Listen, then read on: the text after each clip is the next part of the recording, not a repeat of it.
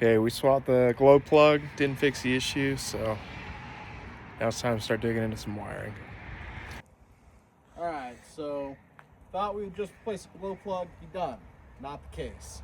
This time, place the glow plug, put it back together, still number 6 fault. So we swapped the number 5 and 6 leads, still a number 6 fault. That's telling me glow plug control module or wiring. So I came over here to the passenger side, pulled out the fender liner.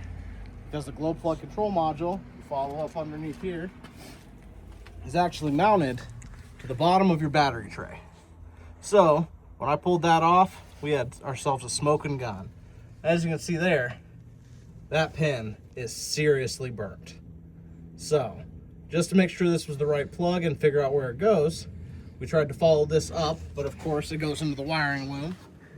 We found another large 8-pin connector.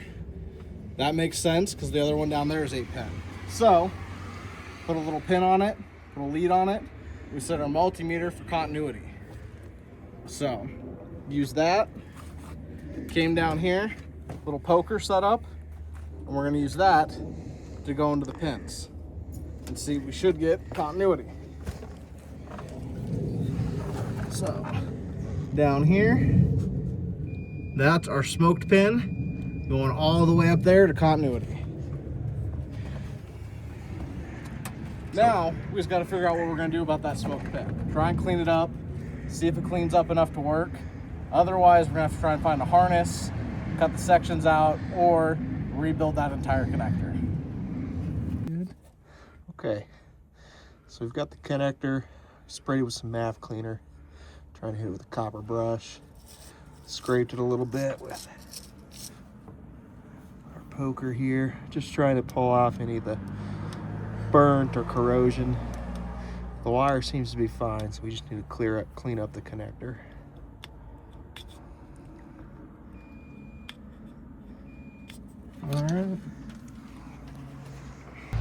Alright, we got reconnected. We're gonna key on, key off, see if it triggers any faults.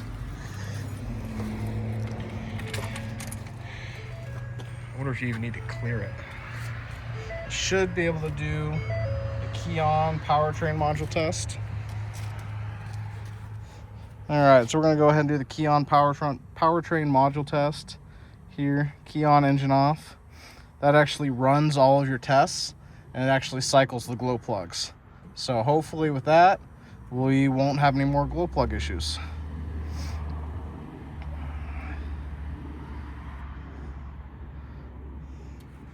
Okay, so we're going to run the key off, the key on, engine off, on-demand self-test. This will test your glow plugs, and you'll get an indication on the dash. So start that.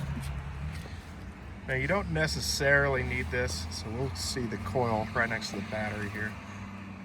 You don't necessarily need to do this. You could just clear it, there it is. You could clear it with a normal code reader and just cycle your car on and off. And then see, we have no codes found. So we should be good now, and our glow plug issue should finally be solved.